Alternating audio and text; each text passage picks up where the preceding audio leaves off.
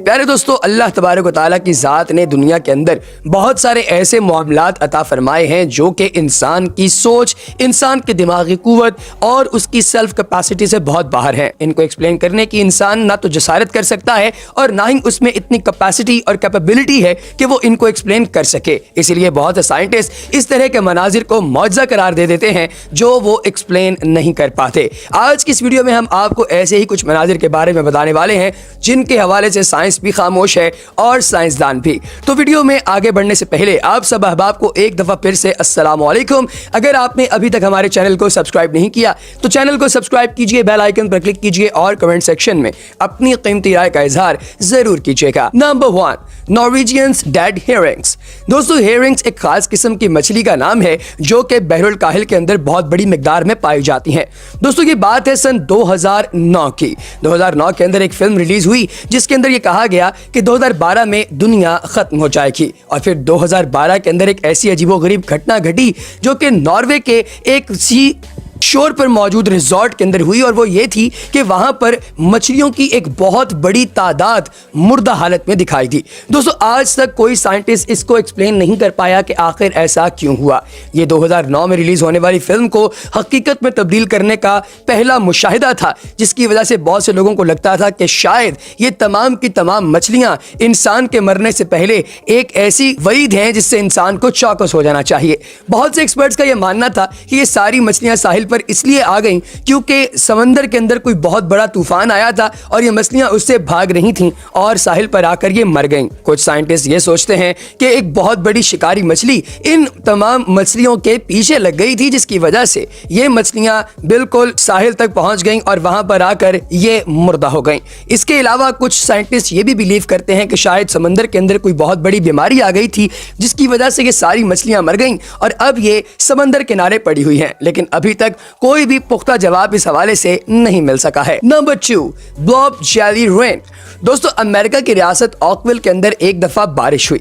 ये बारिश बहुत ही अजीबोगरीब थी क्योंकि 3 हफ्ते में ये 7 मरतबा हुई और 20 स्क्वायर माइल के एरिया के अंदर होने वाली इस बारिश में पानी नहीं बल्कि जेली लाइक मटेरियल था जो कि जेलेटिन लगता था। दोस्तों, ये जेलेटिन आसमान से नीचे गिर रहा था और इसे ब्लॉब का नाम दे दिया गया क्योंकि ये बिल्कुल ट्रांसपेरेंट था, यानी इसमें से आप आर पार देख सकते थे। दोस्तों, जिस शख्स ने इसको छुआ वो शदीद बीमार हो गया और कोरोना वायरस वाले सारे सिम्टम उस इंसान के अंदर आने लगे, यानी खांसी, सांस का बंद होना, बुखार, जिस्म में दर्द वगैरह वगैरह। दोस्तों, जिस भी कुत्ते या बिल्ली के ऊपर ये बारिश गिरी वो फौरी तौर पर मर गया और साइंसदानों ने जब इसको एग्जामिन किया तो पता चला कि इस ब्लॉब के अंदर व्हाइट ब्लड सेल्स जैसे कुछ मॉलिक्यूल्स मौजूद हैं और ऐसे 2 बैक्टीरिया भी पाए जाते हैं जो कि इंसान के अंदर बीमारी कॉज करते हैं।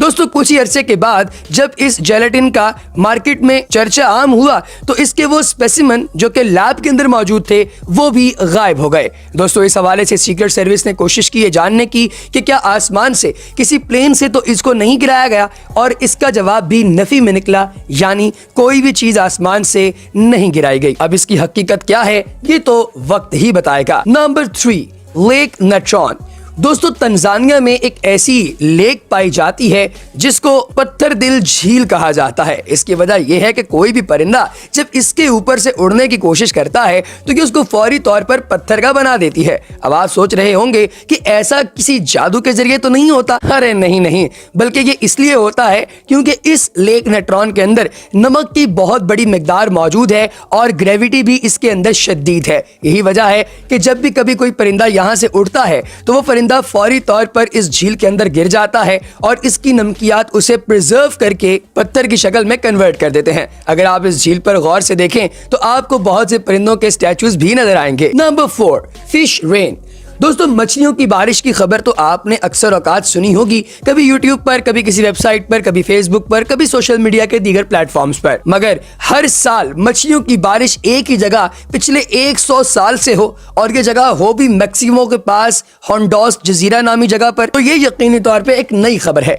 दोस्तों, लोग ये कहते हैं कि मछलियों की हर साल यहाँ पर बारिश इसलिए होती है क्योंकि 18वीं सदी के आखिर में एक पादरी यहाँ पर आया और उसने देखा कि यहाँ पर लोग भूख और प्यास से मर रहे हैं। اس نے यहाँ पर 1 हफ्ते तक लगातार इबादत की और उसके बाद इस इलाके के लोगों की भूख को ख़त्म करने के लिए आसमान से मछलियों की बारिश हुई।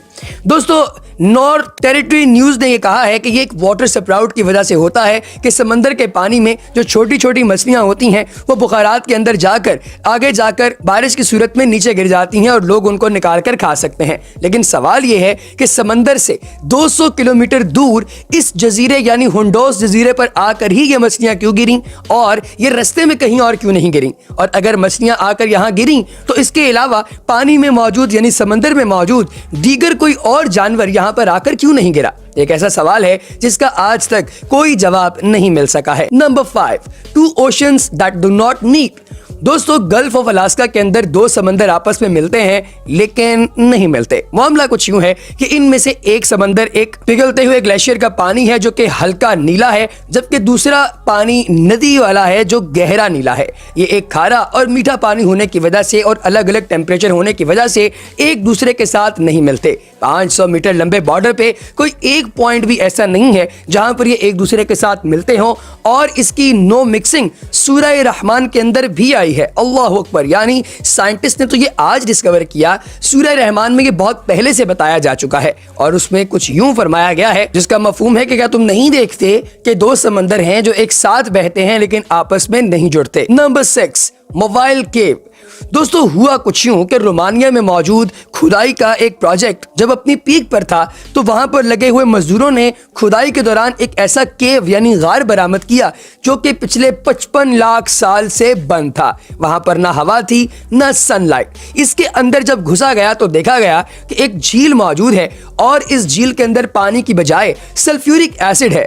दोस्तों यहाँ पर कई किस्म की गैसेस भी मौजूद थी और पुरस्कार बात यह है कि इसके अंदर 33 इकसाम के जानदार भी मौजूद थे जिनका ऑक्सीजन के साथ कोई लेना देना नहीं। दोस्तों ये 55 लाख साल से यहाँ पर जी रहे थे और कहीं से किसी इंसान ने इनको इससे पहले नहीं देखा था। ये 33 की 33 नई स्पीसीज थी और इनको जो भी देखता वो हैरान हो जाता। ये यहाँ पर किस तरह से सरवाइव की गई इसके बारे में कोई नहीं जानता। नंबर 7, अर्थ पिरामिड। दोस्तों ये बहुत ही नायाब अजूबा है जो कि साउथ टायरोल के अंदर पाया जाता है।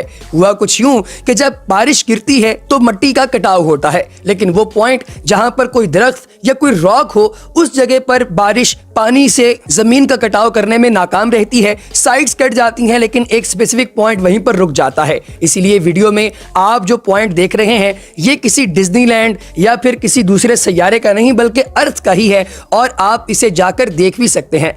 दोस्तों ये पॉइंट वाकईतन जमीन के ऊपर मौजूद पिरामिड्स का एक डुप्लीकेट है जो कि उतना ही ज्यादा अजीबोगरीब है। Number 8, tumbleweeds and their hazards.